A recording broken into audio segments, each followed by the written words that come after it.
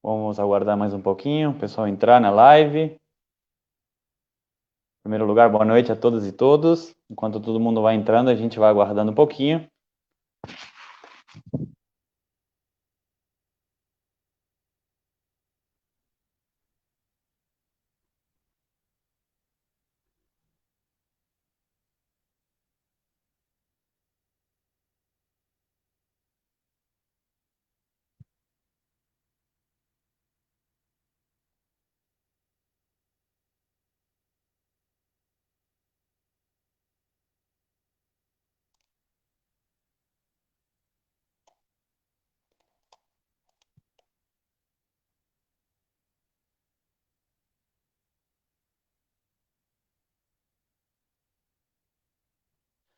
Bom, boa noite a todas e todos. Eu sou o Diego, sou militante do MAB de São Paulo. Nós estamos aqui em mais uma live do MAB, acompanhando mais um tema essa semana importante aqui, o programa da live do MAB.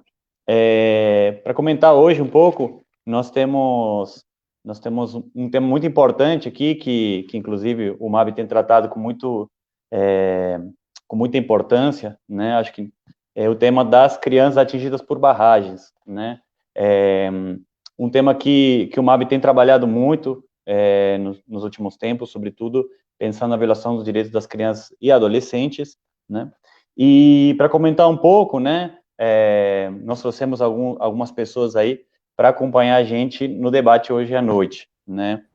Queremos ressaltar bastante, né, a importância de ficar em casa, né, a live como sendo um instrumento importante para a gente tá discutindo, também fazendo a luta, né, e compartilhando um pouco com vocês de algumas reflexões, né, e trazendo esse tema das crianças, que é um tema importante, né, só para comentar rapidamente, né, o MAB, através da Ciranda Infantil do MAB, tem trabalhado bastante o tema das violações de direitos das crianças, né, e através da Ciranda nós também temos trabalhado com os educadores, né, diagnosticando a situação de violação dos direitos, né, em contextos de construção de barragens, assim como também trabalhado educativamente, pedagogicamente com as crianças, esse tema de violação dos direitos, né, e a luta das crianças em defesa dos seus direitos, né. Um tema que é muito importante, sobretudo agora no contexto da pandemia, né, nós também temos pensado bastante em trazer para vocês aqui como que as crianças têm sofrido bastante no contexto da pandemia, né, e, portanto, nós queremos discutir um pouco, trouxemos 3 convidados importantes aqui hoje, né, para a gente debater tanto a violação dos direitos, como também como enfrentar esse pontual, né. Só para comentar, primeiro os 3 convidados, vou dizer boa noite para os convidados, o Bernardo, a Assis e a Jéssica, só para comentar um pouco de cada um. O Bernardo Dolabella, que ele é psicólogo, né, especialista em saúde mental, ele que é professor universitário e também pesquisador colaborador de atenção psicossocial e saúde mental da pandemia do Covid-19, né, do CPDs, da Fiocruz, é um convidado especial. Muito boa noite, Bernardo. Boa noite, Diego. Boa noite a todos que nos escutam, né? Queria aproveitar só para agradecer o convite, né? E cumprimentar também meus colegas de live, né? Não só você, Diego, a Jéssica e o Assis. Acho que vai ser uma discussão muito boa. Boa noite. Muito bem. Também, só para comentar, né, o pessoal da Fiocruz, destacar a importância que a Fiocruz tem tido durante a pandemia, né? Acho que é importante o trabalho que a Fiocruz, acho que a universidade pública também tem desempenhado nesse contexto de pandemia, né? Nós não podemos, talvez, se não fosse pela Fiocruz e pela universidade pública e pela ciência, né? Acho que, né, nós estaríamos numa condição muito pior, né? E destacar o papel que a Fiocruz tem feito, né, na produção de uma cartilha de orientação psicossocial, né, dos impactos que as crianças, né, têm sofrido e muitas pessoas durante a pandemia, né. Então, a Fiocruz, que tem sido um parceiro muito importante do MAB ao longo desse tempo, né, sobretudo no Rio de Janeiro, né, e também o Bernardo, que também acompanhou o contexto de Brumadinho, vai comentar um pouco conosco, né. Também nós temos o Assis Oliveira, professor da Faculdade de Etnodesenvolvimento da Universidade Federal do Pará, está nos falando desde Altamira, ele que também tem sido um parceiro muito importante nosso, né, ele tem importantes análises de impacto, sobretudo na violação dos direitos das crianças e do adolescente, inclusive com várias recomendações, acompanhando o caso de Santo Antônio Giral e também de Belo Monte. Muito boa noite aí, Assis. Boa noite a todas e todos e a todas. Queria agradecer mais uma vez a possibilidade de estar colaborando com o MAB, mais essa parceria, dizer que é importante que todos fiquem em casa e possam acompanhar esse diálogo que vai ser muito produtivo. Um abraço à Jéssica, companheira de larga estrada de aí, e o Bernardo também, bom conhecê-lo, e o Diego também. Muito bem, Assis. E por a terceira pessoa, uma conhecida aqui do MAB, a Jéssica Portugal. A Jéssica aqui é uma militante do MAB no Pará, companheira nossa que também coordena a ciranda infantil do MAB. Ela que é bióloga, ela é professora também da Faculdade de Etnodesenvolvimento, é coordenadora da ciranda do MAB, e está aqui para comentar muito da análise que o MAB tem a respeito da violação dos direitos das crianças e dos adolescentes, e comentar também o que o MAB, o que a ciranda tem produzido para as crianças durante esse contexto de pandemia e também ao longo desse tempo todo. Muito boa noite aí, Jéssica. Boa noite, Diego, grande companheira no nosso coletivo nacional da ciranda do MAB. Boa noite aos companheiros aqui, ao Bernardo, que nós estamos tendo o prazer imenso de recebê-lo aqui nesse espaço de debate, né, tão importante para a organização e para a sociedade de modo geral, e ao Assis, né, colega conterrâneo e colega aqui na faculdade, professor junto com a gente, e mais uma vez no espaço nos ajudando a refletir, né, sobre essa construção da ciranda e sobre a infância atingida por barragem. Então, estou muito feliz hoje com esse espaço. Obrigada. Bom, para a gente começar um pouco com as questões, né, com o bloco de questões, acho que o primeiro bloco só para a gente entender um pouco de cada convidado, né, vamos começar pela Jéssica. Eu gostaria, Jéssica, que você comentasse, aqui para quem está nos assistindo, o que é esse espaço da ciranda infantil do MAB, né, o que é a ciranda do MAB e o que a ciranda tem para contribuir um pouco tanto do diagnóstico da violação dos direitos, mas também o que a ciranda do MAB tem a contribuir com esse espaço que é um pouco de defesa dos direitos das crianças e dos adolescentes, né? Ok, Diego.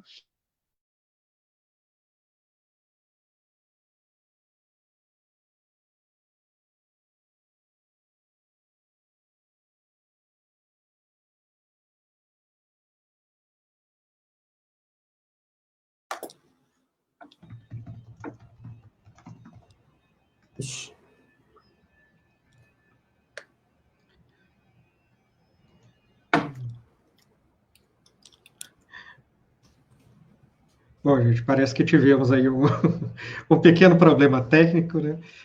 Acho que as lives, elas têm a grande vantagem de conectar pessoas, mas estamos sujeitos aí a uma... Sim, a questão... Sim, isso acontece e acho que é importante dizer que não dá para evitar sair dessa situação que é a dificuldade da internet na Amazônia. Acho que é uma das coisas que a gente precisa entender e lidar com isso, né? Estamos falando de um território que agora, Diego voltou. Vai lá, Diego. Sim, eu fiquei sem o áudio, daí eu tô reingressando, né? A Jéssica também tá com um problema lá. Mas tranquilo, a gente pode, inclusive, enquanto a Jéssica vai falando, a gente vai comentando, vocês também comentando. Pode ser? Assim nós... A Jéssica, ela saiu. A Jéssica saiu. Sim. Ela então ela caiu. Mas enquanto melhor a gente... passar para outra pessoa. Isso, vamos continuando com outra pessoa. Então, gostaria de que, então, assim, você comentasse bastante, você me comentou que você tinha um trabalho... Bom, você é um companheiro que nós, inclusive, tu participou de várias formações conosco, né? E você chegou a comentar bastante sobre as análises de impacto sobre os direitos das crianças e dos adolescentes, na violação de direitos que as grandes barragens, como Belo Monte, Santo Antônio e Giral, têm produzido. E gostaria de que você comentasse para a gente um pouco dessas análises, né?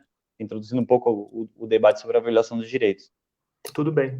É importante dizer, pessoal, que a nossa pesquisa, o nosso trabalho de investigação, ele iniciou pela experiência de Belo Monte, né, em Altamira. Acompanhamos, felizmente e infelizmente, acompanhamos todo o processo desde 2010, instalação da licença prévia ainda até o final, até agora, né, estamos ainda acompanhando, e esse é um processo interessante porque isso mostra que, digamos assim, os impactos eles vão ocorrendo ao longo de todo o processo do empreendimento, antes, durante e depois. Eles vão mudando a sua intensidade, a sua configuração, mas eles permanecem, e não somente em grandes empreendimentos, né, isso também acontece em médios e em pequenos, ou seja, em PCHs, que são as hidrelétricas de pequeno porte, em hidrelétricas de médio e de grande porte, né, então esse a gente já começou discutindo Belo Monte, mas depois a gente foi analisar outros contextos de grandes empreendimentos ou de médios e pequenos empreendimentos, e também a perspectiva de tentar sistematizar algumas violências estruturais. Né? Isso foi uma perspectiva importante para poder trazer a visibilidade, né, dessas situações, trazer a voz diretamente dos adolescentes e das crianças, né, como é que eles se percebem nesse cenário. Isso é fundamental porque uma das violações mais recorrentes que acontece em todos os empreendimentos é a invisibilidade da voz, do protagonismo da criança e do adolescente, né? Normalmente eles são vistos como vítimas do processo, mas vítimas no sentido passivo, no sentido de não terem um papel ativo nesse processo, e é justamente o contrário que a gente percebeu, independente de haver ou não espaços de escuta, eles estão ali sofrendo e lutando com seus povos, com suas comunidades, com seus movimentos, né, e a gente precisa escutar e entender com eles como é que é esse processo. E devido a todo esse cenário de escutas e de sistematização de dados, a gente conseguiu, nos projetos, a gente sempre traz as recomendações é tudo para o Estado, mas também para as empresas, né, a ideia é que as empresas também possam construir uma outra lógica de responsabilização e de construção dos seus negócios de uma maneira menos impactante, de uma maneira a prevenir violações de direitos, né, isso significa também mudar a lógica dos negócios, sobretudo mudar a lógica de concentração de pessoas, de homens, né, em locais afastados, em locais com difícil circulação ou contato com as suas famílias. Isso é um catalisador enorme, né, para a exploração sexual, para outras questões ligadas a drogas, ligado a outros circuitos de violências, e também, inclusive, para os próprios trabalhadores, a própria saúde mental dos trabalhadores, isso é muito complexo, mas também para o Estado, né, e a gente conseguiu, nesses cenários, construir, junto com um espaço que foi organizado na Secretaria Nacional da Criança e Adolescente,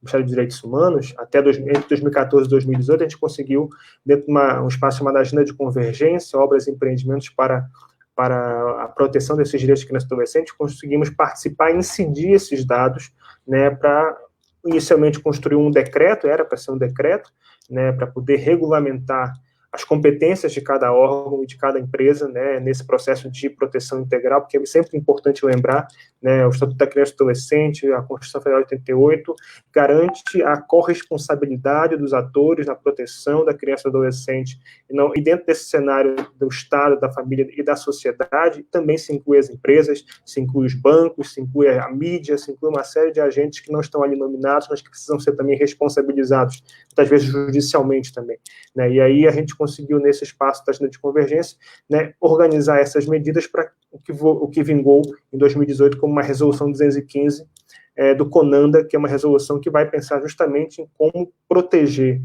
e como garantir ou como fazer a incidência da prioridade absoluta da criança e do adolescente em todas as etapas dos empreendimentos, né, desde o planejamento até a licença de operação, passando pelo financiamento, pela licitação, licença prévia, licença de instalação, né, todas essas etapas, e mais a etapa final, que é uma etapa muito importante, que é dos royalties, da compensação de recursos da exploração, dos recursos hídricos, todas essas etapas precisam ter alguma incidência dessa prioridade absoluta, né, e isso foi como que uma perspectiva de a gente conseguir, a partir dessas várias questões de violações e de negligências do Estado, das empresas, a gente conseguir gerar ensinamentos para o que a gente quer de fato que possa acontecer quando e se houverem a implantação de empreendimentos em outros territórios, né? Seja em hidrelétricos, seja de rodovias, seja de mineradoras, enfim.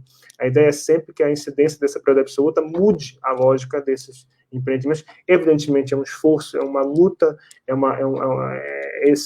mais uma ferramenta de luta, né? Não é algo que é facilmente aceito, né? Mas a gente entende que já há um patamar jurídico diferente sobretudo para a criança, para o adolescente, para o jovem, a gente conseguir negociar e discutir a mudança da lógica desses empreendimentos, né, para que eles tenham um menor impacto. Agora, evidentemente, a discussão das violações é uma discussão que é importante a gente entender, ver nos próximos blocos, é importante a gente trazer essa visibilidade dessas violações, mas é importante a gente entender que há, sim, essa resolução 215, né, que há uma série de outras normativas que precisam ser usadas como ferramentas de luta, né, porque é sempre muito desigual o processo de negociação e de enfrentamento dessas relações de poder, né, já que são grandes empresas, já que são interesses políticos muito fortes, né, que a gente muitas vezes precisa também se valer desses aportes jurídicos, né, para poder fortalecer as lutas e para poder ter algumas conquistas, como, de certo modo, nós tivemos na situação de Belo Monte. Temos muitas violações, né, isso todo mundo já sabe, mas poderia ser muito pior, né, esse movimento indígena, o movimento do MAB, se outros movimentos, como o movimento de mulheres, o movimento da criança e adolescente, não tivessem ali organizados, né, para poder, de certo modo, frear essa insanidade, que é a insanidade dos grandes projetos, quando eles chegam, né, com a perspectiva sempre da exploração dos recursos, com a mínima distribuição da população local e com uma série de mazelas que são trazidas, entre outras, também para criança e para adolescente. Muito bem, Assis. Acho que você comentou uma coisa muito interessante aí, ligando um pouco com a apresentação que a Jéssica, né, nos invertemos aqui a apresentação, a questão em primeiro lugar, né, a responsabilidade que essas empresas, grandes empresas, têm na produção dessa violação dos direitos, né, que colocam muitas vezes o lucro acima da vida da população, né, e sobretudo daqueles mais vulneráveis, né, acabam sendo as crianças, as mulheres, né. E outra coisa interessante que você tocou, e acho que tem muito a ver com, pensando na Ciranda do MAB agora, né, a questão do protagonismo, da participação dessas populações nas decisões. Muitas vezes elas são negligenciadas nesse processo decisórios, em nenhuma etapa, ou muitas vezes se coloca a criança como se ela não soubesse ou não tivesse ao que opinar sobre essa construção, operação das barragens. Então, gostaria um pouco que a Jéssica comentasse, né, um pouco do que a Ciranda do MAB também tem a discutir sobre isso, que acho que é um espaço que ele também considera a participação das crianças como protagonistas nesse processo. Certo, desculpa, aconteceu um problema na internet que no nosso estado é outro problema, na nossa região acabou caindo, e eu saí, né, mas acho que quando até a gente começar a discutir dentro do próprio MAB e da Ciranda do MAB, essa questão das violações específicas na vida das crianças, né, a gente passa por todo esse histórico de percepção desse espaço, de construção, né, da Ciranda no MAB, para que a gente consiga, então, analisar, discutir as violações de direitos humanos. Então, como eu ia falando no início, a Ciranda, as crianças, elas vão sendo percebidas ao longo do processo de história de luta da organização, né? Você vai vendo ali que nas famílias atingidas, existem diversos grupos, e alguns deles sofrem as violações que são recorrentes de forma mais específica, como as mulheres, a juventude e as crianças, né? Então, o MAB vai pensando nesse espaço, construindo esse espaço da Ciranda, que é um espaço de educação popular, né, que está dentro de toda uma construção teórica e prática, que também ajuda, né, a refletir, a entender as crianças como sujeito da luta, né, e acho que essa é, inclusive, uma das grandes potencialidades da Ciranda, que é o entendimento da criança a partir dela mesma, da sua identidade enquanto atingida por barragem, e a construção, a partir dessa identidade, e da própria percepção dela como sujeito, como que ela participa dos espaços decisórios e como que ela transforma a sua realidade, né? Então, acho que quando a gente começa a discutir esse espaço da Ciranda, é importante trazer um pouco dessa abordagem.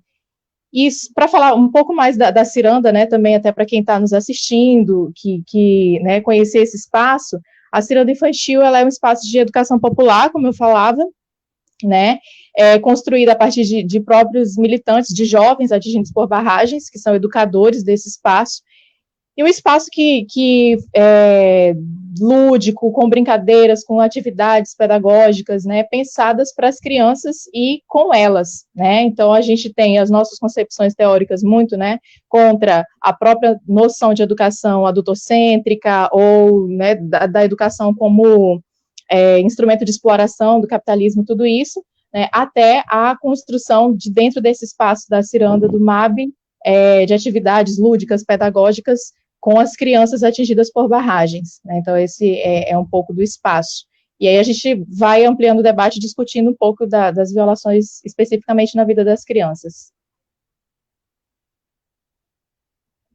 Muito bem, Jéssica. Acho que para trazer um pouco um panorama da ciranda do MAB, acho que ao longo da nossa live vou comentar um pouco o que nós estamos produzindo também, né? Eu também faço parte da ciranda do MAB, aí, coordenando com a Jéssica, então vamos comentar bastante. E aí comentar um pouco com o Bernardo, o Bernardo que é da Fiocruz, comentar com a gente, dentro desse debate das violações de direitos das crianças, dos adolescentes, tem um trabalho, né, que o Bernardo vem desenvolvendo sobre a questão não apenas da saúde física, mas da saúde mental também, dos atingidos. Ele comentou que ele teve em contato com o MAB, inclusive em Brumadinho, que foi um evento catastrófico, criminoso, primeiro temos que considerar isso por parte da Vale, e segundo ponto, catastrófico do ponto de vista da vida das pessoas, das populações atingidas, e as crianças sofrem isso de maneira particular.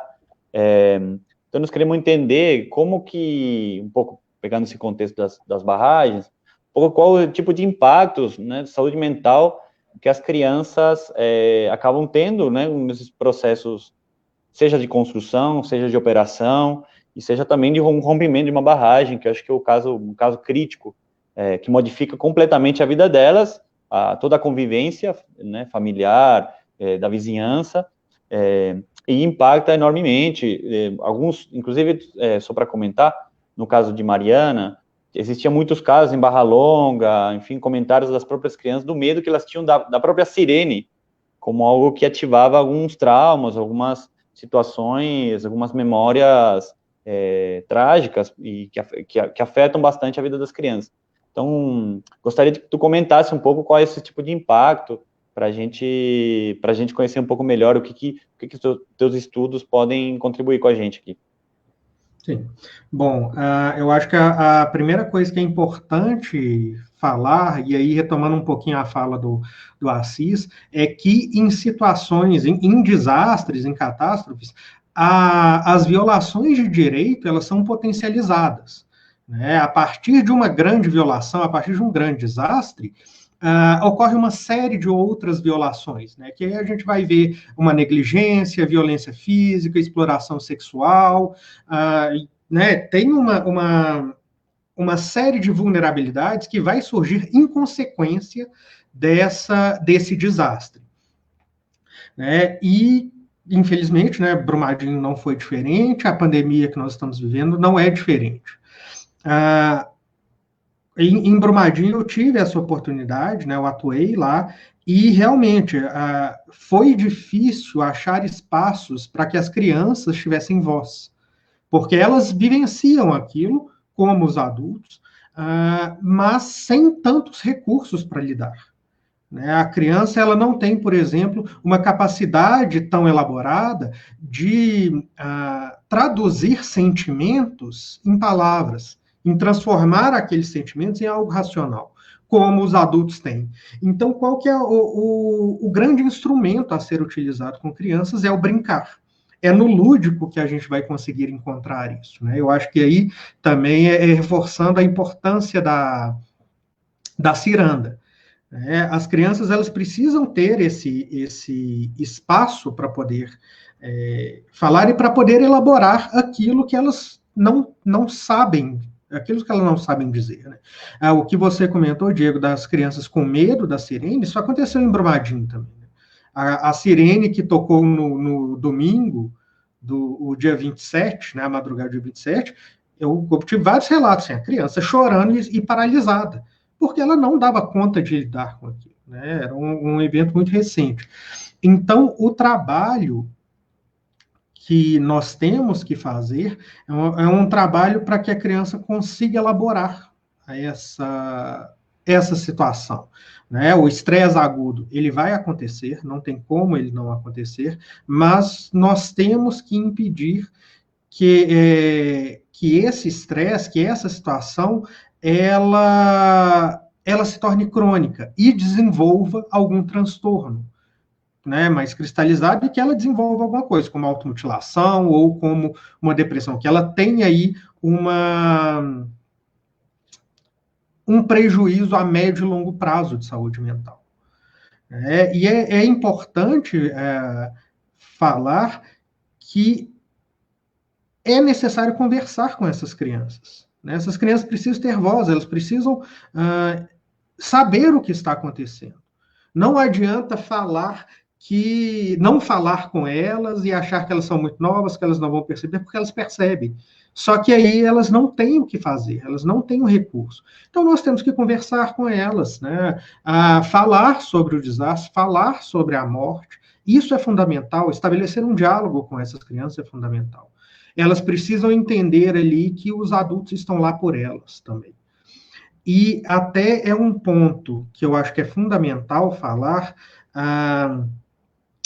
que as crianças, elas são uma população especial, né, elas são afetadas de uma maneira particular, assim, né, como outros grupos, como os enfermos, como os idosos, ou como as próprias pessoas que trabalham, são populações que a gente tem uma preocupação, mas que elas também têm uma potencialidade de esperança muito grande. Então, a criança, na hora que a gente tem um cuidado com a criança e e dá voz para ela, isso ajuda a organizar toda a comunidade. Porque a criança é ali onde tem a esperança, ela representa um futuro, ela representa algo a mais. Em Brumadinho, isso foi muito complicado, principalmente porque as crianças, várias delas, o sonho delas era trabalhar na mineração. Falando assim, em Córrego do Feijão, que era uma comunidade de minério, né? Todo mundo estava diretamente ou indiretamente ligado à mineração. O rompimento da barragem coincidiu, né, acabou gerando um rompimento de sonhos e de sentido para essas crianças. Na hora que elas tinham um sonho, assim, vou crescer, terminar meu ensino médio, ou vou fazer a faculdade, vou trabalhar na mina. E teve esse rompimento também, interno, esse rompimento de sentido. Então, o papel, né, e como lidar com elas, eu acho que o principal vai ser o diálogo e fornecer essas ferramentas para que a criança tenha uma voz. Em Brumadinho foi utilizado muito lúdico, né, as brincadeiras, os desenhos, onde elas podiam expressar, onde elas podiam traduzir esses sentimentos em outras coisas. Então, o nosso trabalho é dar voz e acolher essas crianças. Né? O fundamental é esse, né? Seja qual for a situação. Muito bem, Bernardo. Eu acho que muito importante, novamente reforçando essa coisa da participação e de dar voz, né? Isso você comentando, a importância do lúdico, do brincar, né? Que inclusive a ciranda do MAB tem isso como um dos pilares dentro da ciranda, e a importância disso como expressão, como o desafio de, nos espaços de participação, o brincar e o lúdico ser reconhecido como uma expressão da criança, da situação que ela está vivendo, inclusive da dos adultos, que muitas vezes ela explicita questões que os adultos não colocam, e muitas vezes a partir das crianças são visibilizadas certas relações, certas violações que essas barragens, a construção, o rompimento acabam implicando sobre a vida de uma coletividade inteira.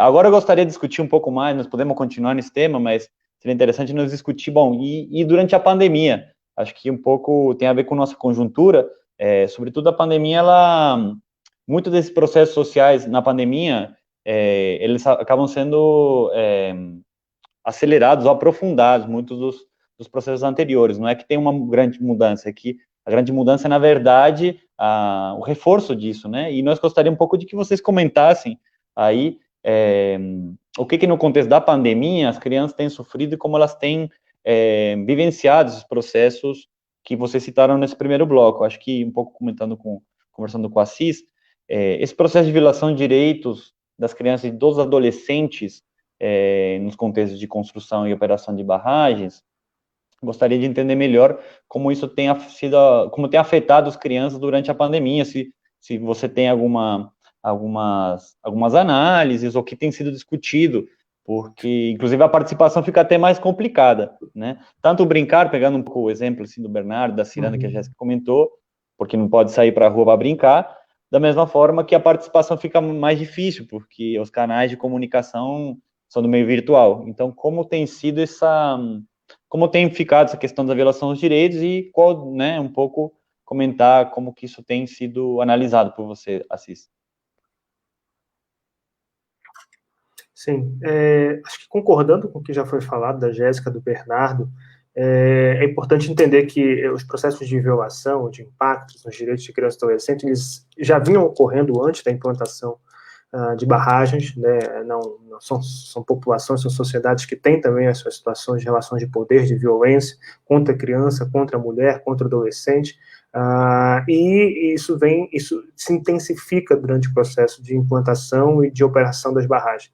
Todo esse processo é muito doloroso para as populações atingidas, né, e eles são simbolizados de maneira ainda mais intensa pelas crianças e adolescentes, como já foi colocado pelo Bernardo. Eu lembro, por exemplo, lá nos assentamentos urbanos coletivos, ali em Altamira, toda a questão também de como elas simbolizavam, por exemplo, um barulho na rua, já achava que era uma pessoa que queria entrar dentro de casa, porque há uma situação também de aumento da violência social, inclusive de aumento da violência policial contra essa população que está nos assentamentos urbanos coletivos, né, e isso gera toda uma simbolização específica que também vai trazer problemas com relação à saúde mental, angústia, estresse, né, que é necessário discutir, né, mas eu acho que na situação agora que a gente vivencia, da pandemia, o grande gargalo está na perspectiva do isolamento social, né, o isolamento social, que é um remédio necessário, que é um remédio importante, que a gente não pode deixar de defender, a gente precisa defender o isolamento social, ele é importante para poder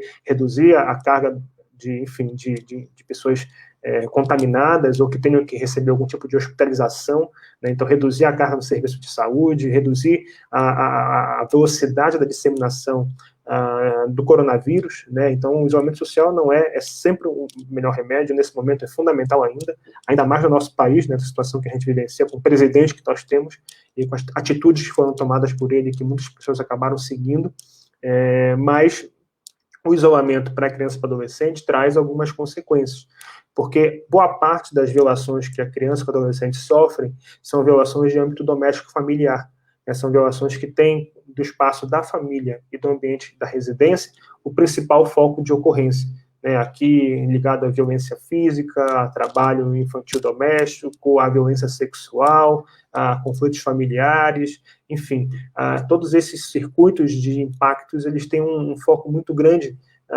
dentro do ambiente doméstico familiar. Então, você imagina que já há uma situação prévia de um estresse grande devido a todo o processo da pandemia, a todo o processo da implantação e de remoção do seu local de moradia, de ter que ir para um outro local para poder viver, você perde ali a sua rede social, a sua rede de amigos, você tem que renovar, muitas vezes a escola fica muito mais distante, e muitas vezes, devido a você ser visto como uma pessoa que foi atingida por barragem, você também é discriminado na escola por conta disso, né? Então é todo esse processo que a criança, o adolescente já vem passando, e aí a pandemia vem e traz um cenário de você cercear o ambiente escolar, né, você cercear a relação, pelo menos a relação física com seus amigos, suas amigas, né, e você muitas vezes ter que voltar para um ambiente familiar, que muitas vezes é o ambiente mais opressivo que a criança e o adolescente tem, né, e ter que ficar numa situação em que você não pode nem mesmo sair da relação com o agressor ou com a pessoa que é o agente que está violando seus direitos. Então, isso é uma questão muito importante de ser debatida, né, isso é algo que a gente tem visto, os dados que têm saído do Disque 100, sobretudo, né, que é os dados que nós temos agora, têm mostrado que houve um crescimento muito grande de denúncias de casos, mas que ainda são denúncias que ainda vão crescer ainda mais, porque a boa parte das denúncias são feitas através da escola, né, e a escola hoje não está, né, então muitas vezes é na escola que a criança consegue denunciar, né, e muitas vezes, hoje nós não temos essa possibilidade, né, então ainda vai crescer muito para adiante, né, essas denúncias que a gente tem visto hoje, né, e certamente a situação da saúde mental que comentou o Bernardo, né, aqui em Altamira nós temos visto uma situação muito crítica de um aumento de casos de depressão e de suicídio, né, de adolescentes e jovens, né, isso estava ligado antes a uma série de outras questões e também envolve, em muitos casos, o acúmulo desses danos, digamos assim, psicológicos que vêm do processo de implantação das barragens, né, vem do processo de implantação de Belo Monte, né, que vem do aumento da violência social, por exemplo, em Altamira, que era a cidade com maior proporção de casos de homicídio de jovens, que agora é a segunda cidade no Brasil com uma proporção de homicídios de jovens, né? Então, isso traz uma série de consequências para a pessoa que mora no território, para a pessoa, sobretudo, que é atingida por barragem, né, e que já vem de um processo anterior de violência, de vulnerabilizações, né? Então, eu acho que esses são circuitos que estão colocados e que a gente precisa entender como fazer um atendimento, como fazer uma atuação integrada da rede de proteção. Mais uma vez, é pensar a prioridade absoluta da criança e adolescente e como planejar um atendimento para essas situações que estão acontecendo e muitas vezes também contar com uma solidariedade maior da comunidade, né, para que possa entender que a criança e adolescente tem impactos específicos devido à sua condição de desenvolvimento, que precisam ter um olhar, digamos assim, uma maior atenção da comunidade, né? Então, isso é importante, a comunidade também tem que se envolver, né, e precisa ter uma atenção diferenciada para que, de fato, se possa garantir ou possa se reduzir os impactos que já estão acontecendo e que, infelizmente, o isolamento social potencializou ainda mais, né? Então, acho que temos aí uma série de questões que a gente precisa ainda levantar de dados, né? Nós estamos tentando entender esse circuito da pandemia e tentando entender como ela vem influenciando nas relações sociais, nas relações de poder que estão colocadas em determinado território, em determinada população, né? Então, são questões que ainda estão sendo elaboradas para a gente conseguir, inclusive, sinalizar melhor quais os caminhos a serem seguidos, mas, evidentemente, nós já precisamos atuar, né? E a gente precisa atuar com a rede de proteção que existe em cada território, né? Conselho Tutelar, Conselho de Direitos, o CREAS, o CRAS, os CAPCIS, os CAPSADEs, enfim, para a gente poder discutir uma série de questões e enfim, pensar em como, mais uma vez, garantir esses direitos para a criança e para o adolescente. Assis, eu acho que, só para comentar, né, a importância do isolamento social nesse contexto, né, ficar em casa, reforçar aqui nessa live, a importância de ficar em casa e a importância das crianças também ficar em casa, né, mas o desafio é justamente como fazer com que isso não entre em conflito com os problemas da nossa sociedade que acabam sendo internalizados por âmbito doméstico. Acho que é muito importante isso que você comenta, muitas das contradições da nossa sociedade acabam sendo trazidas para dentro, né, do âmbito doméstico. O desafio, tanto nosso como das instituições, de poder lidar dessas situações, né? Eu acho que, inclusive, destacar que nós vivemos um contexto muito complicado nesse governo e o desafio fica redobrado, porque, ao mesmo tempo que nós temos que estar em isolamento, as entidades que minimamente garantem o direito das crianças vêm sendo confrontados por esse governo, que é um governo genocida da nossa população, inclusive das nossas crianças, que vivencia semanalmente, diariamente, com assassinato mesmo da nossa juventude. E eu acho que é muito importante citar a importância de nós nos organizar para também garantir o direito dessas crianças e das próprias entidades que nós temos, dos conselhos tutelares, enfim, de vários conselhos e espaços de denúncia, né? Jéssica, então, poderia comentar um pouco também o que o MAB tem a comentar sobre isso, sobre a violação dos direitos das crianças, sobretudo durante a pandemia, e o que o MAB tem comentado, o que a Ciranda tem pensado a respeito, que relatos, inclusive, pais e mães têm feito. Nós estamos acompanhando um pouco dos relatos aqui na própria tela, do pessoal que está nos assistindo, alguns dos relatos dessa situação, tanto do contexto das barragens, como durante a pandemia, quão difícil é fazer uma denúncia, né? Eu gostaria que você comentasse como tem sido essa experiência das crianças. Certo, Diego. Eu acho muito importante tudo isso que o Bernardo e o Assis trazem, né, de pensar como que a gente consegue compreender o que as crianças estão sentindo nos contextos de barragem e agora durante a pandemia também, e como que a gente consegue fazer com que elas expressem para que a gente pense em como superar. Acho que esses são os passos, né? Porque quando se trata de criança, a própria forma de expressar tudo isso é diferenciado dos adultos, né?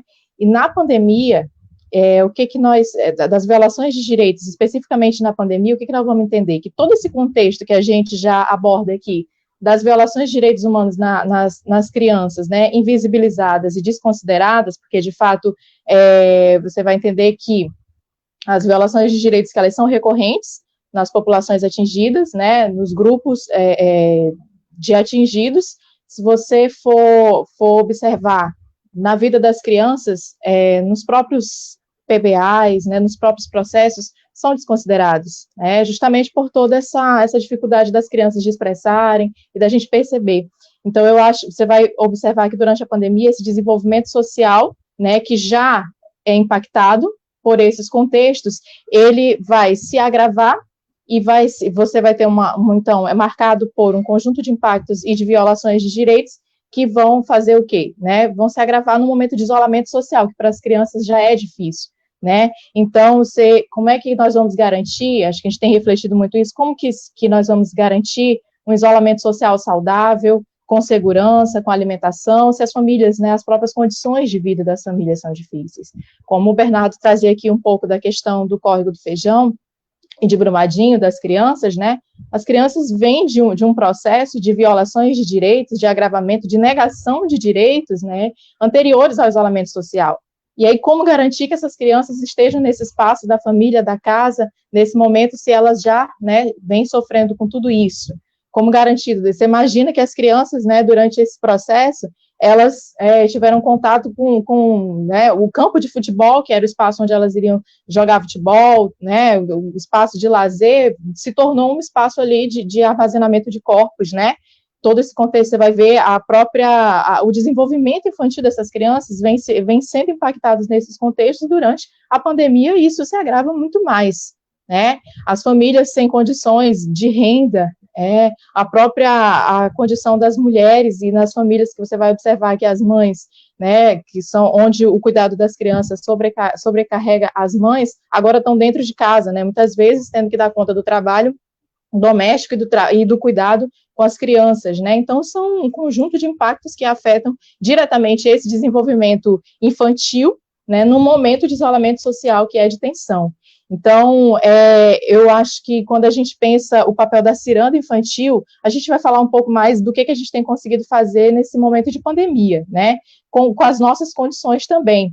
Mas a ciranda infantil, ela é esse espaço, a gente, da ciranda, dessa circularidade que a ciranda tem, é importante a gente destacar isso, né, de onde se aprende e se também ensina, onde as crianças, elas conseguem ali protagonizar e a gente consegue, inclusive, perceber essas violações de direitos humanos, né, e fazer com que elas nos ajudem, com que elas participem dos espaços.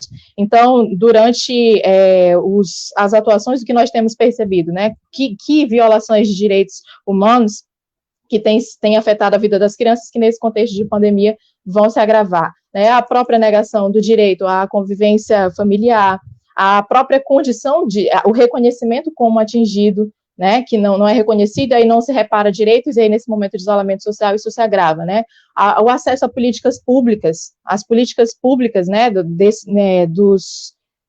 nos contextos de barragem, poucas são voltadas especificamente para as crianças e adolescentes, né, a violência, um contexto de exploração sexual e de violência doméstica, de desestruturação familiar, isso a gente tem percebido, a saúde, então imagina se a saúde das crianças, e não só a física como a mental, né, já é impactada, imagina nesse contexto de isolamento social, a saúde mental das crianças, a gente tem percebido, né, os laços sociais e comunitários, a educação. Então, eu acho que a principal reflexão que a gente tem construído é essa, de entender que esse desenvolvimento infantil, essa fase da vida, né, das crianças, que, de acordo com a própria Constituição e com o Estatuto da Criança, que garante os direitos, deveria ter prioridade absoluta, né, para elas na reparação.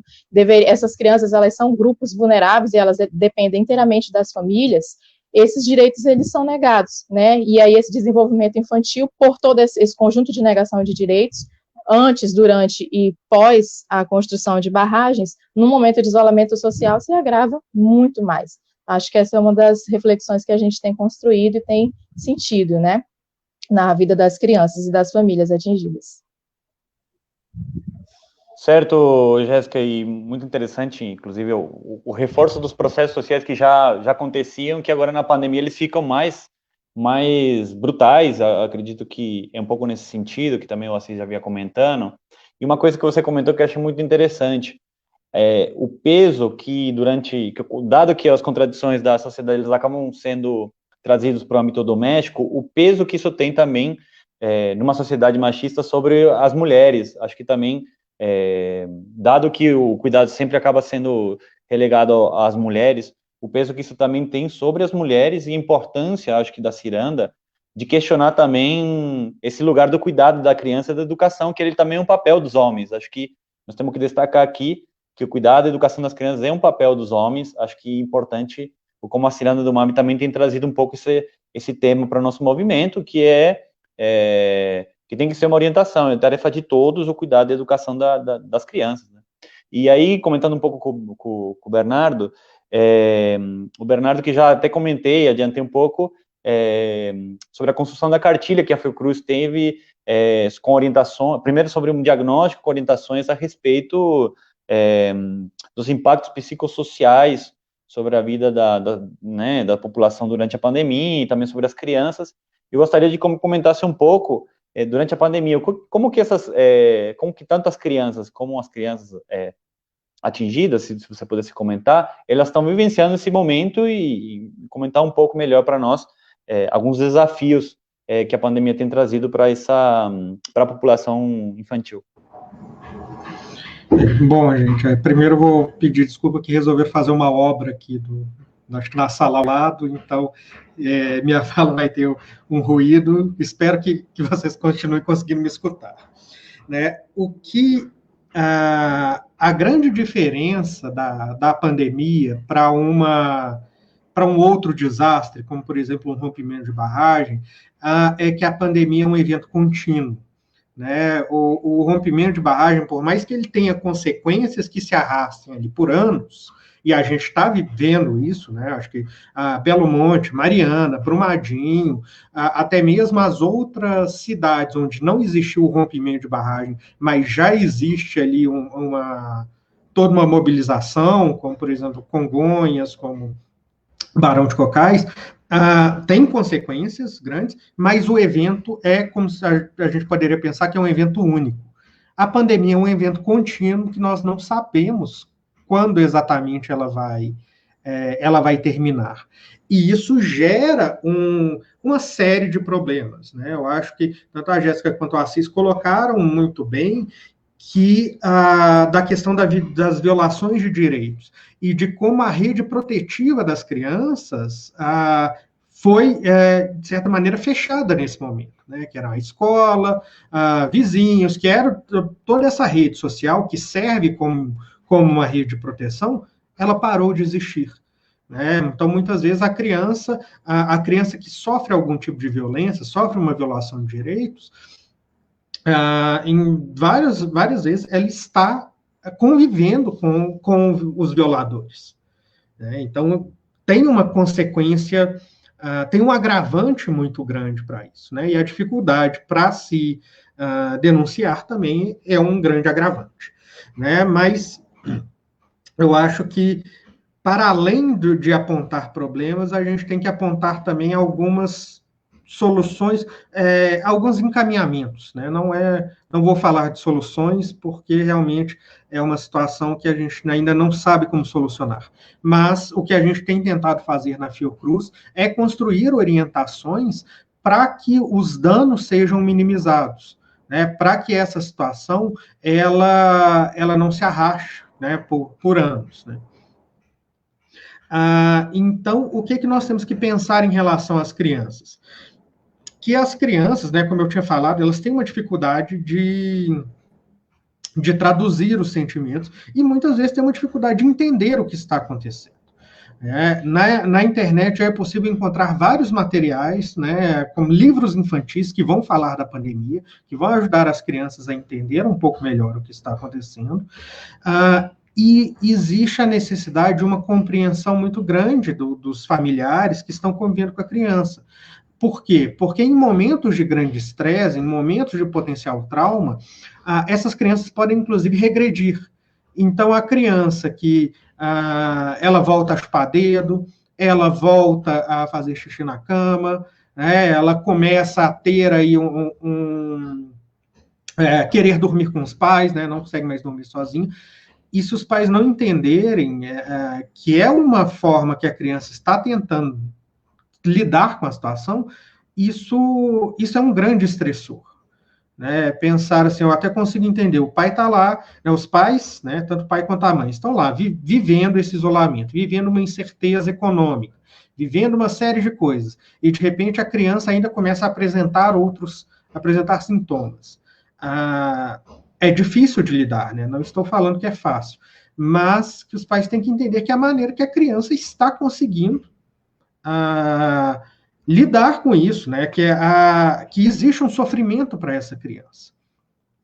E esse sofrimento, na hora que ela regride, ela está tentando regredir para um momento onde as coisas estavam um pouco melhores.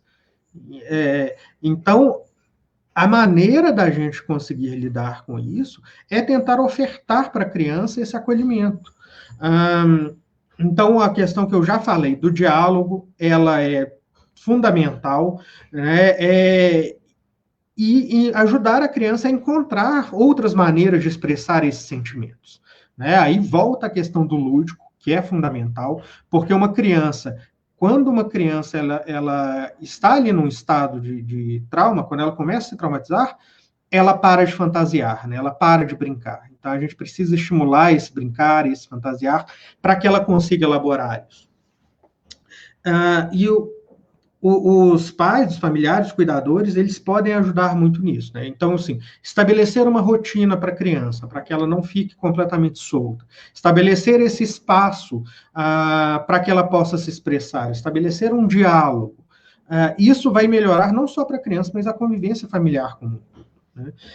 E é importante de falar que, assim, concordo plenamente quando o Assis fala que o isolamento social ele é necessário, ele é uma medida de saúde pública, que ele vai ser necessário para lidar com essa situação. Mas isolamento social não é isolamento afetivo. Né? Nós precisamos manter o afeto e precisamos manter o cuidado com as crianças. Nós precisamos fornecer esse espaço, fornecer meios para que elas continuem podendo expressar esse afeto e para que elas continuem recebendo afeto. Então, o caminho, né, não tem uma fórmula certa, cada lugar vai ter uma particularidade, cada família, né, cada grupo familiar vai ter aí suas questões para lidar. Mas uma orientação, de maneira geral, que a gente dá, assim, é estabelecer uma rotina que ajuda a organizar e estabelecer espaço de comunicação.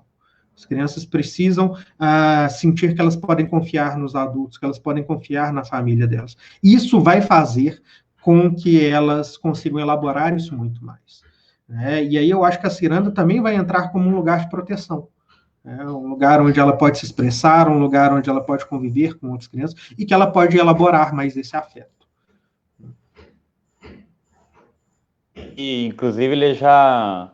Fundamental isso que tu está comentando, pensando não apenas nos impactos, mas também no desafio e no que nós podemos pensar de soluções. Acho que o grande desafio, tanto durante a pandemia como além da pandemia, porque, embora acabe a pandemia, os efeitos, tanto dela como dos impactos das barragens, ele é continuado, né? E o importante é isso que tu comenta, né? O fato de não saber quando ela acaba também coloca essa ansiedade de poder sair logo de casa. Eu acredito também que isso também gera bastante ansiedade em todos nós, inclusive nos adultos, e a importância do que tu está comentando, a importância de pensar mecanismos de vazão de vontade, de necessidade de entender. Acho que o que está acontecendo, acho que as crianças, inclusive, elas captam as informações do que está acontecendo, e a importância de nós adultos ter a responsabilidade de dialogar, de trabalhar com o lúdico, com o artístico, com brincadeira, tanto os temas da pandemia como qualquer tema. Acho que um pouco dá vazão a isso, e como que o brincar, ele constrói laços afetivos que dão um acolhimento e segurança para a criança poder lidar durante a pandemia. Isso, quando a gente olha também para os adultos, a importância de como isso também para nós é importante, né? Só lembrar como as crianças também ensinam a gente que a gente também precisa desses espaços também para poder lidar com esses contextos, né, tão complicados. Então, já entrando um pouco nessa última questão, né, dos desafios, vamos dizer, de como enfrentar, e acho que até para sair um pouco pela positiva, porque acho que nosso desafio é mostrar também o que nós, tanto os movimentos como os profissionais, têm apresentado soluções, não soluções, mas possibilidades, vamos dizer. Eu gostaria um pouco que a Jéssica comentasse aí. Ouvi falar que a Ciranda do MAB está produzindo muito material para as crianças, que inclusive vocês podem acompanhar pelas redes do MAB, para as crianças atingidas e também para as crianças que não são atingidas por barragens. Nós entendemos que todas as crianças são atingidas de alguma forma pelo modelo energético. Gostaria de que você comentasse aí o que a Ciranda do MAB tem produzido durante a pandemia para as crianças, inclusive para os pais e as mães, poder ter esse cuidado, esse acolhimento das crianças. Certo. Nós temos uma palavra de animação nossa, né, de ordem na ciranda, que diz que a ciranda do MAB é a energia do movimento, né? E, de fato, como até o Bernardo lembra para a gente, essa energia e essa disposição das crianças muitas vezes nos animam até para a luta e para a superação dessa realidade que é tão difícil, né? E que agora na pandemia não tem sido diferente. A gente tem percebido que a ciranda tem assim, construído materiais incríveis, né, na pandemia. O que nesse contexto de agravamento desse desenvolvimento infantil impactado e agravado com o isolamento social, o que nós pensamos, né? Primeiro que as famílias começaram a colocar para a gente que, nós estamos em casa, nesse contexto que é difícil, né, até de se permanecer em casa pelas condições familiares, né, da classe trabalhadora, que a gente sabe que se agravaram nesse momento de isolamento social, essa crise. Então, as crianças, elas têm sentido isso de forma muito forte, né? A ansiedade que elas têm por não conseguir ter contato com um colega, não ir para a escola é um espaço ali de socialização, né, um direito, inclusive, da criança. E, inclusive, a gente, acho que não comentou aqui, mas essa situação da educação, nesse momento, também é uma das lutas, né? As crianças, elas estão em casa e muitas delas não conseguem, primeiro que elas não estão tendo o acesso à educação pública, né, nesse momento. E o que tem sido proposto, essa proposta do governo federal e do Ministério da Educação de educação à distância, para muitas crianças, inclusive nós aqui no Norte, né, no Nordeste, é quase impossível, pela falta de acesso à tecnologia, a falta de acesso à estrutura necessária. Então, estão em casa, estão ansiosas, não estão tendo o convívio familiar, o convívio social, e o que fazer, né? O que fazer com essas crianças? Como que a gente consegue, né, que elas junto consigam superar esse momento de isolamento social? E aí nós, né, os educadores, o conjunto de educadores que são responsáveis por organizar a ciranda do MAB, né, nós pensamos assim, vamos fazer uma comunicação virtual, entrar em contato conosco, né, nós, cada um, as crianças, os educadores, e produzir materiais e poder contribuir aí para que esses materiais cheguem para as famílias em casa e que as famílias, né, que agora têm esse cuidado redobrado, consigam desenvolver atividades com as crianças. E aí nós organizamos plataformas virtuais, né, e uma biblioteca virtual também de materiais. É claro que a gente sabe que muitas crianças não conseguem ter acesso, né, mas a gente tem contado com alguns educadores e crianças para ajudarem a gente a produzir. E o que nós produzimos, né? Além de materiais da própria cultura popular, literatura, arte, contação de história, poesia, música, tudo isso, né, nós contamos também com uma série de atividades onde as crianças podem falar sobre as suas identidades de atingidos por barragens. Quem são as crianças atingidas por barragens nas suas diversidades dos territórios? São as crianças ribeirinhas, as crianças quilombolas, crianças indígenas, as crianças do contexto do campo, agricultores, e como que elas foram atingidas. Então, tem crianças que contam a sua história a partir de uma contação de história, que é uma linguagem, né, que é lúdica, que mesmo uma criança muito pequena que não consegue ler, consegue perceber, a criança a partir de uma música, de uma poesia. Então, a gente tem utilizado da cultura popular, da oralidade, da escrita, e tudo isso para, né, tanto falar quem nós somos, as crianças poderem, então, serem escutadas, né, nesse momento, e também para, inclusive, denunciar as violações de direitos que elas sofrem, tanto nos contextos quanto no isolamento social. Entendimento do que é o coronavírus, do que isso, né, do cotidiano, do contexto do que está acontecendo. A gente tem discutido com as crianças, a gente fez vídeos sobre o coronavírus, da saúde, do relaxamento, né? Então, por exemplo, vários educadores construíram vídeos sobre o relaxamento social, como o relaxamento em casa, né? Como fazer com que a criança yoga, essas atividades, para que se pense nesse momento em casa. É o que a gente tem conseguido fazer. E a gente tem conseguido cumprir meio que esse papel da ciranda como esse espaço de reflexão da própria condição, da realidade, do contexto e transformador, né? Tem sido muito animador, assim, essa comunicação entre as crianças e os educadores atingidos. Muito obrigado, Jéssica. Estou comentando que minha bateria já está quase no final, mas eu acho que vai chegar até o final, até as conclusões todas aí, para a gente poder conversar. Tomara, vamos torcer aí. Então também o Assis poderia comentar para nós também um pouco quais são os desafios, acho que que estratégias, né, se tem para poder lidar, acho que com essa experiência que tem em torno da violação dos direitos, da análise da violação dos direitos, e o que né, nós podemos fazer durante a pandemia também, para além dela, para poder lidar nesses tempos aí, e principalmente ativar as entidades né, de acolhimento das denúncias, inclusive das crianças, né, e de como nós, né, movimentos profissionais, nos podemos lidar com essa situação. Se puder comentar? Sim, sim. Bem, acho que a Jéssica foi muito precisa, né, na experiência, acho que muito rica, que o MAB está trazendo para poder ampliar esse foco de comunicação e de diálogo com as crianças e com os adolescentes.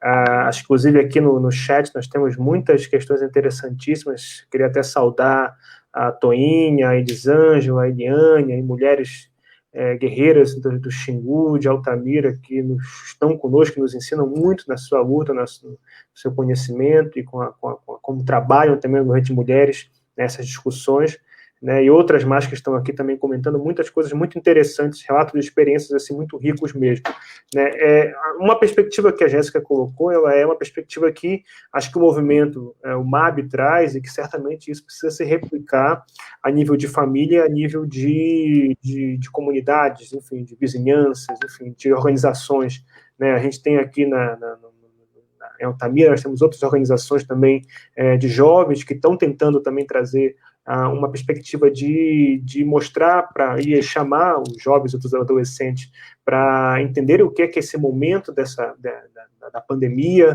entenderem quais as consequências que isso tem a nível socioeconômico, de aumento da desigualdade, e se envolverem de maneira militante, de maneira engajada, né? E esse envolvimento traz, de certo modo, uma saída desse isolamento, né, que gera depressão, e que gera um isolamento afetivo, como disse o Bernardo, né, que gera depressão, que gera outras consequências para a saúde mental. Isso são experiências muito interessantes, né, os jovens estão indo para esse lado da solidariedade, e os adolescentes também, né, para se engajarem, para ajudarem os outros, e com isso também ajudarem a si próprio, né, a construírem também a lidar melhor com esse processo da pandemia e do isolamento social. Então, esses são um circuito muito interessante. Eu volto a dizer que com as crianças, eu ressalto e acho que concordo de maneira muito categórica, né, que é importante a gente conseguir construir como uma comunicação que seja para além da linguagem, da fala e da escrita, né, que são linguagens mais do mundo adulto, né, e que a gente precisa pensar em outras linguagens, como brincar, como a contação de histórias, como o desenho, enfim, todas essas linguagens artísticas e de outras expressões corporais são fundamentais para que a criança possa se expressar, seja em termos de violação, seja em termos de expressão mesmo. São linguagens de expressões, digo, políticas também da criança, né, dizer como é que ela quer um mundo melhor e outras coisas mais, né, e, enfim, é importante a gente reconhecer essas outras linguagens. Acho que também há uma discussão, e o CONANDA, que é o Conselho Nacional da Criança e Adolescente, o órgão principal brasileiro de planejamento e de monitoramento da política pública para criança e para adolescente, o CONANDA lançou em março desse ano uma recomendação para a proteção integral da criança e adolescente em tempos de pandemia da Covid-19. Né? E essas recomendações, eu vou pincelar 3 delas que são muito importantes, eu acho que é necessário a gente afirmar. Uma primeira é a questão do acesso ou da insegurança alimentar. Né, inclusive eu vi aqui no chat algumas pessoas também relatando isso, né, o fato de você não estar mais indo para a escola muitas vezes tira a principal alimentação, muitas vezes para muitas famílias, né, para muitas crianças, o principal foco de alimentação no dia. né, onde ela conseguia obter mais nutrientes, um cardápio alimentar mais rico, né, e aí essa recomendação, que em vários estados já estão sendo feitos isso, quer dizer, é o acesso da alimentação escolar ser diretamente repassado para as famílias. Isso na recomendação está lá colocado como uma questão de garantia de direito à alimentação mesmo, né, e, evidentemente, enfrentamento da insegurança alimentar, mas isso precisa ser utilizado como uma ferramenta de luta em muitos locais onde ainda não se dá esse acesso, e, sobretudo, para as comunidades tradicionais e para as comunidades rurais, né, em que há dificuldade de fazer esse repasse da alimentação escolar para as crianças, para os adolescentes, para as famílias, né, onde essas crianças estão. O segundo é a importância que tem hoje em dia, é que nós temos um momento de isolamento, de distanciamento social, um momento em que a gente precisa estar evitando o contato direto, mas existem alguns profissionais que, pela sua própria competência de atuação, atuam diretamente e estão ainda lidando com a convivência com as famílias.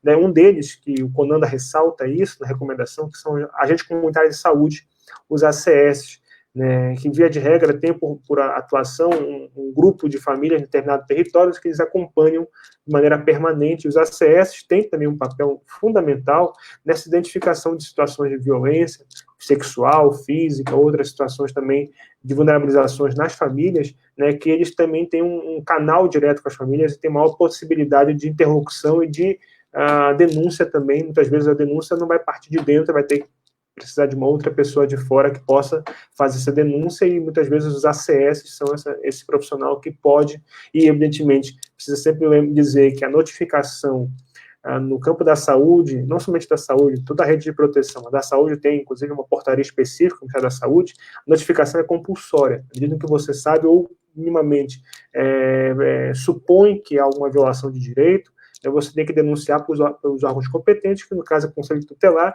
ou a polícia, ou o acesso aos canais digitais, como o Disque 100, como a Ouvidoria Nacional de Direitos Humanos, que tem um site específico para denúncias, né? Então, isso é importante também reforçar. E uma terceira questão, que é o enfrentamento da desigualdade socioeconômica, né? O CONANDA também está colocando a discussão da gente poder ampliar o acesso à renda básica universal. Não é o auxílio emergencial, é uma renda básica universal, é o auxílio emergencial, mas garantido de uma maneira permanente para a população brasileira e para as pessoas que mais precisam, e evidentemente a gente precisa lutar tanto para que o auxílio emergencial possa se prolongar, porque ele tem um impacto importante na redução da desigualdade, quanto que se converta em uma perspectiva de uma política permanente, que é a renda básica universal, né, e que isso, e as projeções, se fossem implantadas desde quando isso virou lei, que é 2004, quando o senador Eduardo Suplicy conseguiu aprovar essa carta de lei, já teria reduzido muito a desigualdade socioeconômica no Brasil, e certamente a desigualdade socioeconômica caminha muito lado a lado com o aumento ou a redução de casos de violação de direitos para crianças e adolescentes, por exemplo, com relação ao trabalho infantil, né, que, via de regra, tem uma relação muito próxima com o desemprego. O aumento do desemprego estrutural no Brasil gera um aumento do trabalho infantil, porque as crianças vão ter que ir para o trabalho infantil para conseguir alguma renda, já que seus pais não estão conseguindo assegurar essa renda na família. Né? Então, são estratégias que estão colocadas na recomendação. Eu acho que tem questões que envolvem as próprias organizações, a vizinhança, tem a questão da discussão dos canais digitais que precisam ser melhor conhecidos de denúncia, como o Disque 100, como a Ouvidoria Nacional de Direitos Humanos, como outros espaços também de denúncia de casos que existem a nível estadual, né, e que é preciso que se tenha conhecimento, que se tenha informação de como fazer, né, e evidentemente que se tenha a possibilidade de conseguir, né, as crianças saberem como lidar com esse espaço de denúncia, né, e me parece também que, por último, eu diria que, no caso das crianças atingidas por barragem, acho que é uma luta que no Pará a gente conseguiu agora recentemente, né, Jéssica, foi aprovada a política estadual da população atingida por barragem no estado do Pará, uma política, enfim, foi a semana retrasada, ou a semana passada, se não me engano, né, e é fundamental, né, que lutar por uma política de direitos para a população atingida por barragem, né, que consiga trazer um espaço de participação no comitê, que consiga planejar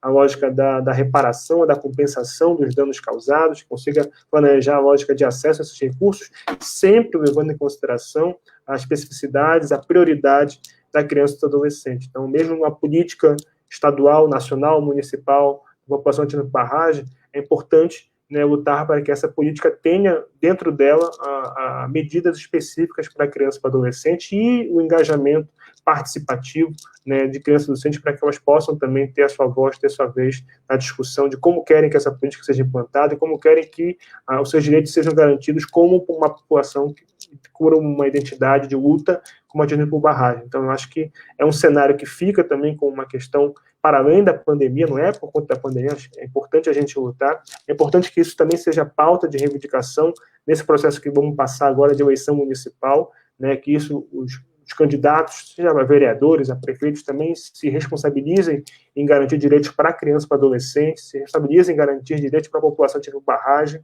né, isso precisa ser também incidências importantes nesse momento, né, e para além da pandemia, né, a gente precisa fortalecer a rede de proteção, infelizmente, tendo que lutar também contra o governo federal, porque o governo federal vem fazendo justamente o contrário, né? Enfraquecendo a rede de proteção e muitas vezes desqualificando até mesmo violações que a gente já achava que era de conhecimento comum, né, como o trabalho infantil, como o tráfico de pessoas, exploração sexual. Temos várias falas aí do presidente dizendo que isso é normal, isso tem que acontecer, enfim, e que a gente precisa, inclusive, desqualificar essas falas da autoridade máxima para dizer que a gente precisa afirmar a proteção integral da criança e adolescente e afirmar que, sim, a gente precisa sempre levar em consideração a voz, a posição política e de conhecimento de criança e adolescente, seja para os seus processos próprios, de que eles acham que tem que ser melhor para si, como também para a sociedade como um todo, né? Eles também constroem projetos de sociedade, né, que são inclusivos, que são diversos e que certamente vão contribuir muito com a nossa discussão e vão contribuir muito com o pós-pandemia, como nós queremos um país mais democrático, mais plural e de maior garantia de direitos também para criança e para adolescente. Muito bem, Assis, muito obrigado pela contribuição. Acho que destacar a política dos atingidos e a importância de que ela contemple vários aspectos, né?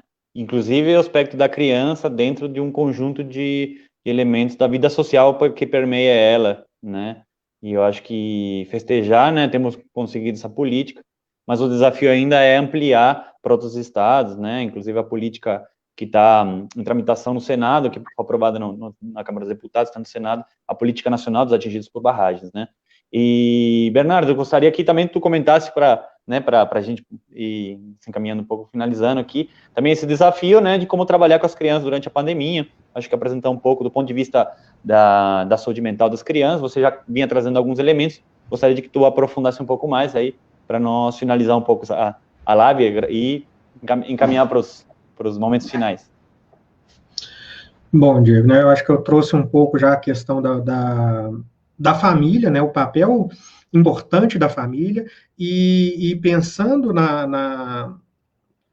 na família como um todo, né, eu acho que é importante, lógico, que nós estamos falando aqui das crianças, mas é importante pensar em estratégias para a saúde mental familiar. Se a gente foca na criança e esquece os adultos, esquece os cuidadores, em algum momento eles param de conseguir ter essa função de cuidar, né? Se o cuidador adoece, nós temos um problema. Então, eu acho que é fundamental pensar em como minimizar esses danos, né? Eu gostaria de falar que existe uma solução, mas o que a gente encontra é isso, né?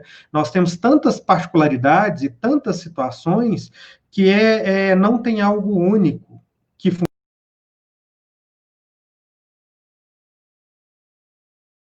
estamos tentando na Fiocruz construir algumas orientações para que as pessoas possam desenvolver estratégias de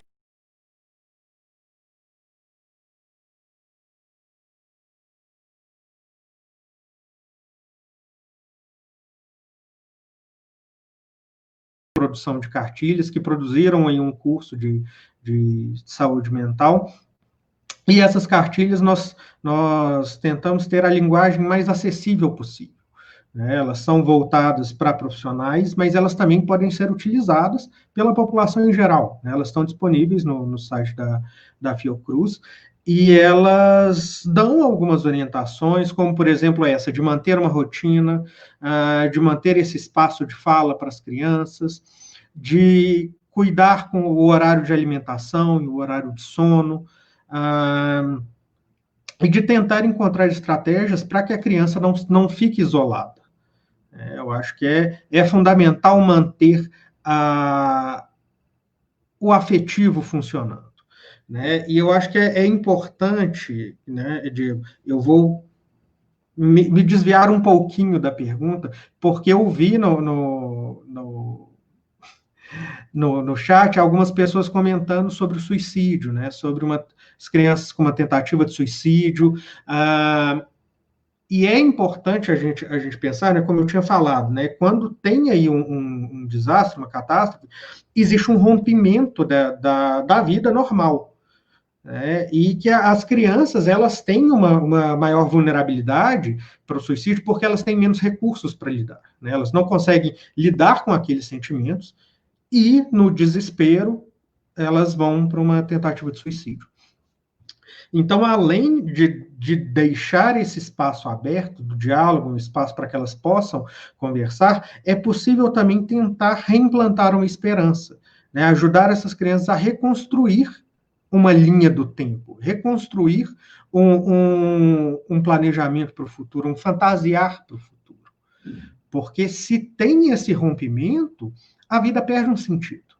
Se a criança, né, eu acho que não existe dúvidas de que não sairemos da pandemia da mesma maneira que entramos, né? Não só como indivíduos, mas como sociedade. Terão modificações, não tem como falar que vai voltar a ser o que era antes. E nós temos que nos programar para isso, né? Como que vai ser isso? Como que nós estamos lidando com isso? E como que nós vamos construir isso com as nossas crianças? É importante reimplantar a esperança, né? Tentar construir essa esperança do futuro e acolher a criança e os adolescentes no sentido de não minimizar a dor deles, não minimizar o sofrimento, mas de deixar claro que esse sofrimento, de que essa situação vai passar. Então, os adultos eles vão ter um papel fundamental nesse momento de falar assim, olha, reconheço que agora está muito difícil, reconheço que às vezes os nossos sentimentos eles fazem com que pareça que não existe mais nada, mas existe, né? Existem outras coisas e vai existir outras coisas, né? E a gente consegue construir algo para além, a gente consegue construir um futuro. Eu acho que o grande papel e o fundamental, aí eu acho que é uma recomendação que serve para todos, né? A execução que vai ser particular, mas a recomendação ela é universal, né? De tentar manter uma esperança, de tentar construir uma esperança nesse futuro, né? E reconstruir com essa criança essa linha do tempo, esse fantasiar, esse o que ela quer ser quando crescer, esse o como, né, o que ela quer fazer, isso é fundamental. Se tem um rompimento e a criança perde o sentido, né, ela perde esse sentido de vida, isso gera um dano psíquico muito grande. Então, o nosso papel, né, como adultos, como cuidadores, é de ajudar a criança a reconstruir isso, né? Essa reconstrução é o ponto fundamental para que ela possa retomar uma normalidade da vida, seja qual for a normalidade da vida dela, seja qual for o que ela vai conseguir construir. Mas é reimplantar esperança, é respirar fundo, entender que as coisas vão passar, que estamos todas na mesma situação, lógico, com as particularidades de cada um, com as vulnerabilidades de cada um, mas não estamos sozinhos, né? Estamos longe, mas estamos juntos. Então, eu acho que a esperança é o que vai conseguir nos guiar para fora dessa situação.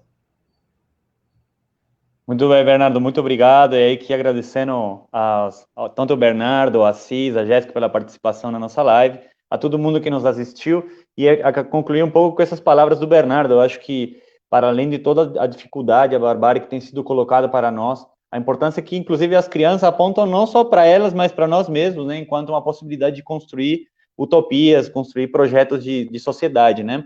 E acho que destacar o papel da Ciranda nesse lugar que tem dentro do MAB, dentro da luta, e que nós sempre trazemos a importância das crianças como um sujeito da luta e da sua própria história.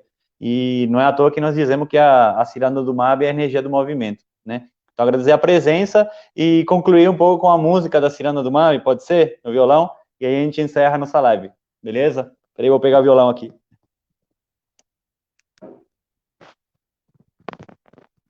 Colocar os microfones, senão eu não escuto se alguém está falando também. Eu ia falar uma última coisa. Diego, acho que para a gente finalizar, enquanto tu te organiza aí para fazer a nossa música da Ciranda do MAB, acho que duas coisas também muito importantes. Além disso, de que o Assis lembra da política, né, nacional e das políticas estaduais, eu acredito que um dos direitos que tem que ser garantidos também nesse momento. Travou? Ixi, travou bem na hora que ela ia comentar. Depois da tua canção, ela volta. Tá bom, então vou tocar aqui a música, aí. Tá bom? Para não encerrar, e aí quando a Jéssica voltar, nós... né? E aí pede música também, a turma que está nos escutando. Pode? Olha aí, ó. Essa é... Aí voltou. Jéssica, comenta, eu já ia tocar já. Gente, desculpa, eu sei que o tempo está passando, mas a internet aqui hoje resolveu atrapalhar. Mas de garantia, eu ia falando do direito fundamental, que é garantir que as crianças elas tenham o direito, né, ao isolamento social e a não serem prejudicadas no ensino, né, no nível, e o direito ao isolamento social, as medidas efetivas, né, de auxílio para as famílias. Acho que isso é muito importante. E destacar as ações de solidariedade que nós temos feito para que isso seja garantido, né? O MAB tem construído isso no Brasil inteiro, inclusive aqui, pensando nas crianças, nas doações de cestas básicas, nós temos feito doações de livros, né, tudo isso para que as crianças consigam também permanecer aí nesse momento de isolamento social. Agradecer aos companheiros pelo debate aqui, e vamos ouvir aí a música da Ciranda do MAB. Essa é a Ciranda do MAB. Aqui eu canto, danço e faço folia. Sou a tingidinha e também participo. Aqui tem brincadeiras e muitos amiguinhos. Brincadeira de roda, estrela, estrelinha. Peão está rodando, pular amarelinha. Brincadeira de roda, estrela, estrelinha. Peão está rodando, pular amarelinha. Ciranda do MAB, eu gosto de você. Estou aqui brincando até eu crescer. Ciranda do MAB, eu gosto de você. Estou aqui brincando até eu crescer. Então assim nós vamos aqui na live, nos despedimos. Muito obrigado a todo mundo que nos assistiu. E até a próxima live aqui do MAB. Um abraço.